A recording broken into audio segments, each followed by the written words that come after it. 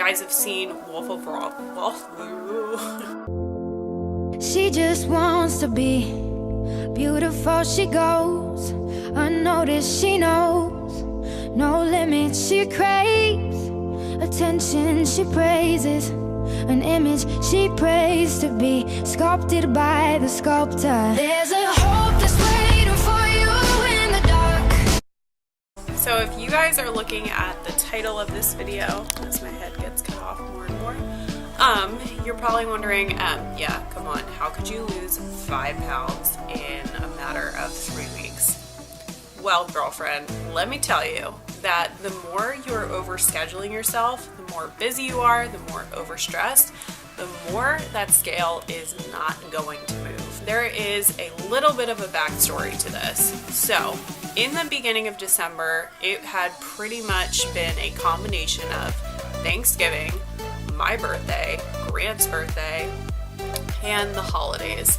So the holidays were coming around. I was super uncomfortable in my body at this point. I felt bloated, I felt puffy, and the main reason obviously was because of my fluctuation in hormones, and also because homegirl was intuitively eating, and I have the intuition of a linebacker.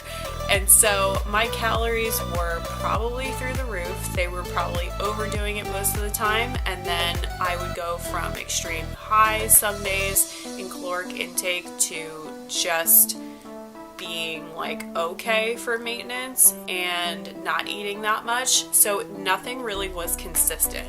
And so with that being said, my body like didn't know what to do, and I was going through these extreme fluctuations. I was half-assing my morning routine because we had been traveling. We had been to Portland, we had been to Jersey, back to Baltimore, and my body was just not having it. First of all, your body is under stress if you do travel a lot. Just traveling in general, you are out of your routine. You have to organize a lot of things that you do, especially if you're somebody that cares about their health and fitness.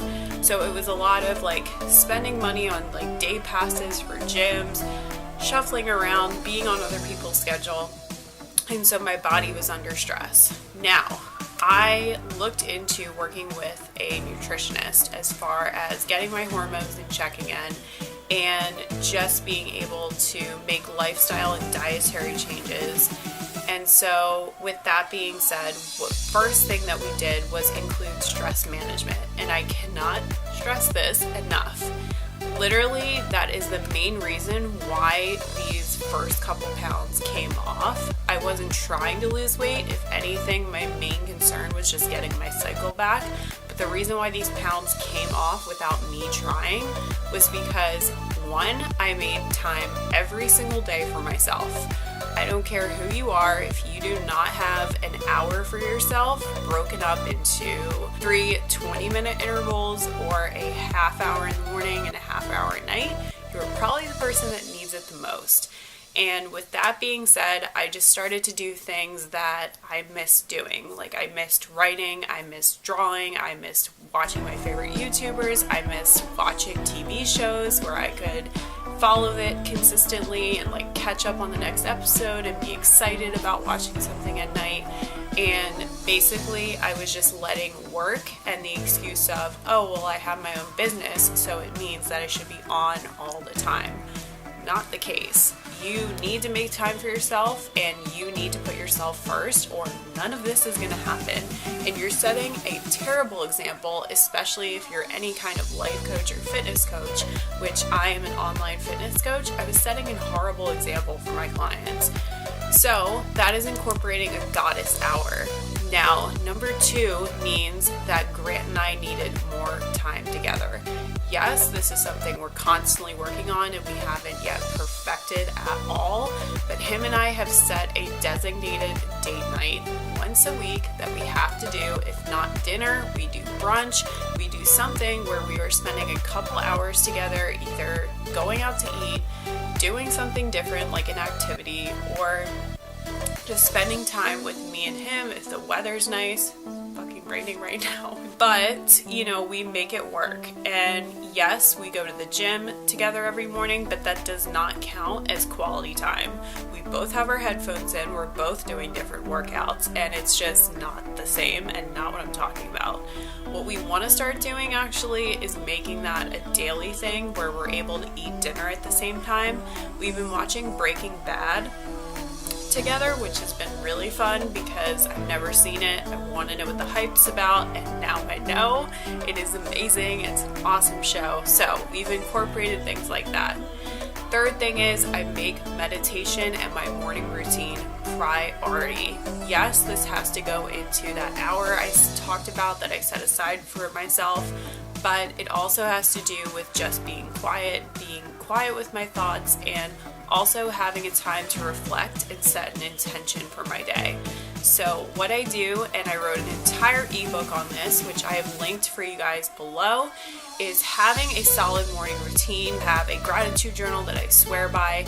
It is called the 5-Minute Journal. I will leave a link for it below for you guys. It is absolutely amazing and a game changer for me. I wake up every morning and fill that out, which if you guys get one, you will see that they leave a space for you to write about what you're grateful for, what you look forward to, and affirmations. Now, affirmations are something that has also relieved a lot of stress and anxiety because it allows me to say, yes, I want to be this person, and it actually makes me feel more calm and more happy and looking forward to my day, knowing that I have a why behind everything that I do, everything I say with my clients, and also like the actions I'm taking and how I'm spending my time. Another thing is making sure that I either am listening to my Audible at least a half hour a day, or physically reading a book at least like 10 pages, 10 the absolute minimum. Actually, one of them is being used as a stand right now, but I have been really enjoying Way of the Wolf by Jordan Belfort. If you guys have seen Wolf of Wall Street, he is the real guy behind everything, and his story is super interesting and how he became so successful. So I have been listening to that. Some Grant Cardone I have on Audible, a bunch of stuff. So any kind of personal development book that just makes you feel like you are learning from people that are either at where you want to be or even further, those are the main tips that I've consistently followed those weeks, you know, after I felt really shitty and noticed that there was an extreme change in my schedule. With that being said, make your morning routine priority, make finding time for yourself and for relationships priority, and meditating. Meditating is absolutely crucial. It is a part of my morning routine. That's why I didn't list it separately. But having a solid meditation practice, 5 minutes, 10 minutes a day even, is all you need. Really just being alone with your thoughts, allowing bad and good things to come up, addressing them, and then being able to shift your perspective. So being able to say, okay, this is how I feel, but this is what I want to be. So that's why I usually do my meditation first and then gratitude journal with my affirmations. So figuring out anything that I'm feeling, any insecurities that come up, and then setting my daily affirmations of I am Haas. I am strong, healthy, amazing, successful, badass entrepreneur here to help change the lives of hundreds and thousands of women. And I say this every single morning. I have barely changed that at all. If anything, I add on to my affirmations all the time. So this just puts your body in an energized, motivated, inspired spirit. And really, there's no room for stress or worry after that. It's really, really hard. Guys, I hope you found this video helpful. If you used any of my tips or you referred to any of the links below and you found them helpful, please let me know. Comment below, subscribe, thumbs up, you know the drill. I will see you guys in the next episode.